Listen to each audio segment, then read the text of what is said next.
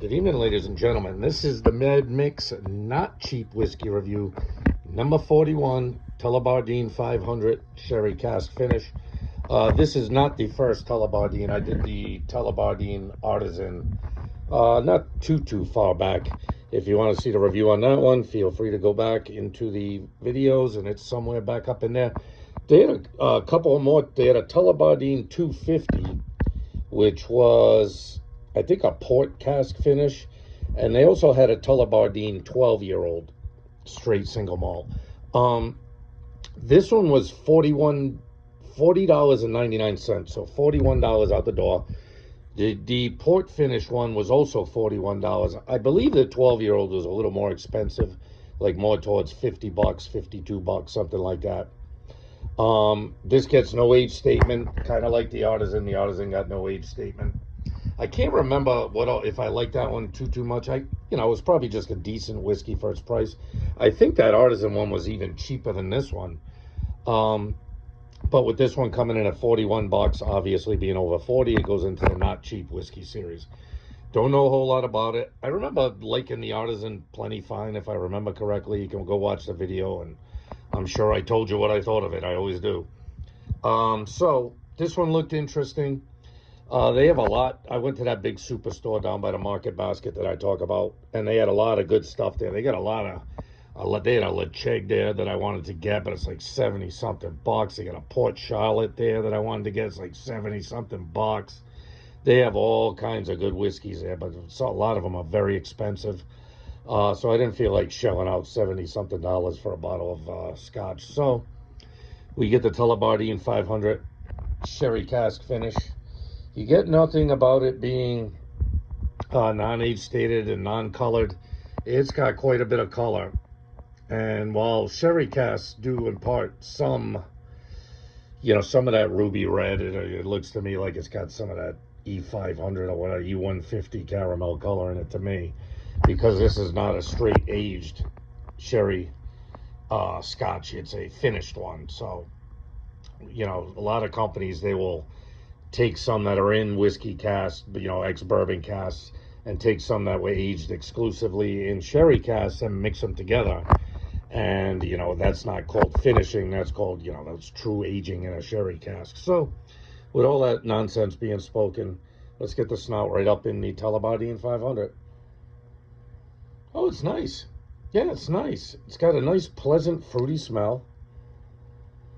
Very pleasant. Very subtle. With these non-age stated scotch, you never know how much ethanol you're going to get, how rough it's going to be, how jagged. This has got a nice, got malt, got hints of malt, and then it's got that nice fruity smell. In fact, kind of like the last one, that Compass box that I loved the nose on, but wasn't overly impressed with. This one's getting you the fruit right up front, too. And then after you come back for the second or third whiff, then then the nice malt smell kicks in. Yeah, but this has a very pleasant aroma, very pleasant. All right, we'll try and make this one a quick one, which is abnormal for my videos. I tend to ramble on. Down the gullet it goes. Let's go.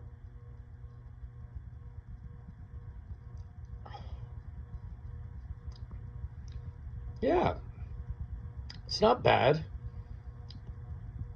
Not bad.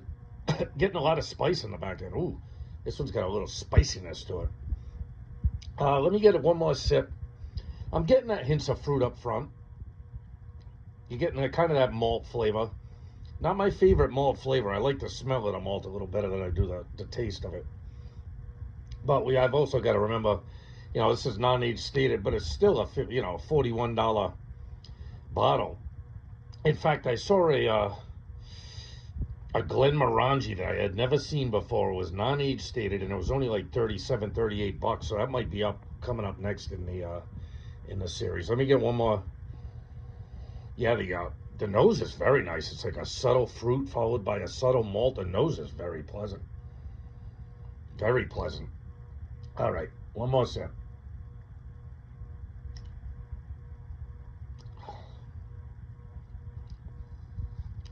Yeah, it's subtle. That's how this is not a sherry bomb by any means. You get the malt, you get a good amount of malt on it, which you expect from a single malt, duh. And the sherry, you can tell it's sherry finished. It's very subtle. And I think the 500, it says, refers to the size of the barrel of the sherry they finished it in.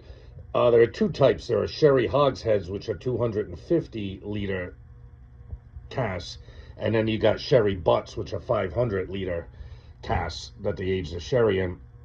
I think the 500 stands for the size of the sherry butts that they finished the scotch in. My final thoughts, it's decent. It's decent whiskey. The nose is very, very good. In fact, I'd probably rate the nose higher than the palate on this one. But the palate's not horrible. It tastes like a sherry finished. It's not a sherry bomb, and it's not a sherry aged. Like, once you've had a great sherry finish, like an Abelauer, or sherry aged whiskey, like an Abelauer or a Glendronach 12, or the Oban Distiller's Edition, something that was aged entirely in a sherry butt for, 12 years, or even longer in some cases.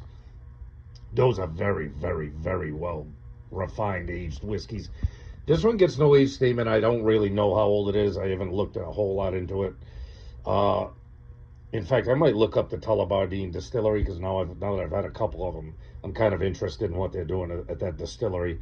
They do have the 12-year, which I said I saw, and I believe that's just a bourbon barrel aged. There's no sherry finish to that or sherry age in it. What do I think? I think it's okay. I think it's good.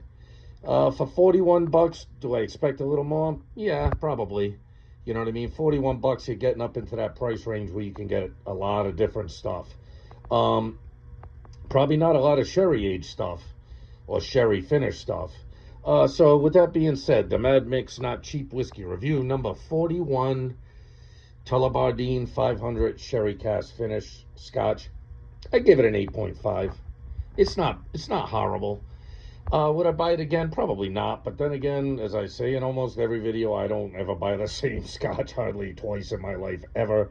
There's too many options, and I'd much rather try something different. Although, there are certain, Glenmorangie, now the Glenmorangie 12, I will always go back to that. Oban 14, I'll go back to that all day long. Bunnahabhain 12, oh yeah, buddy, I will buy more bottles of Bunnahabhain. So there are certain whiskeys that, have a place in my heart that I will buy every so often, rebuy them, and enjoy them, because, I appreciate that whiskey that much. And there'd probably be more of them if the ones I love weren't so damn expensive. I'd like to drink that Glendronach 12 all the time, but I ain't dropping 72 bucks all the time, or whatever that bottle costs. So, I mean, this is a good whiskey. Do I recommend it? Yes. It gets a recommendation from me, no doubt.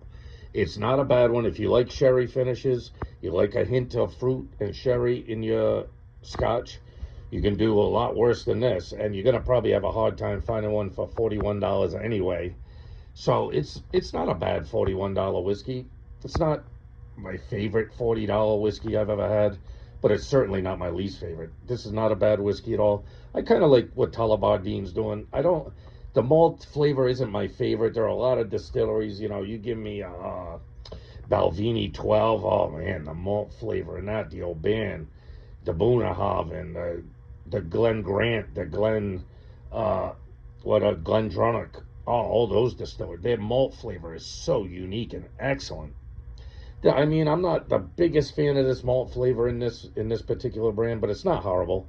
It's a good sherry finished, kind of mid-level price scotch. You know what I mean? Even though it's in the expensive whiskey series, I think once I hit 100 reviews, which I'm getting up on pretty quick, I'm just going to stop the cheap and not cheap whiskey. It'll just be, Mad Mix Whiskey Review number 101. You know what I mean? I'm heading up on 100. I'm going to try and get a good bottle, maybe put aside a little money for a couple weeks, save up and get me an extra special bottle for the 100th whiskey review, combining the cheap whiskey review and the not cheap whiskey review. I'm heading up there at 100. So, with that being said, I still have that store pick single barrel Buffalo Trace. I just really wasn't in the mood for bourbon tonight, so I'll get to that one. And I also picked up a nip of the new Jack Daniel's Blackberry, just because I was curious, but I didn't want to buy a whole bottle of it. And if you follow my moonshine, and making blackberry moonshine is one of my favorite flavors to do. So I wanted to give that Jack Daniels at least a try of a nip of it. So I'll probably do a little review on that one too at some point. So with that being said, it gets my recommendation. Not my favorite, not my least favorite, just a good middle of the road kind of decent sherry finish, reasonably priced single malt scotch. With that being said, love yourself, always love and respect yourself. Do it. Don't just think about it, do it. Love and respect your family and your friends, and love not cheap whiskey. This one gets my recommendation. It's not bad at all. Try it if you see it. Later, guys. I'll catch you on the next one.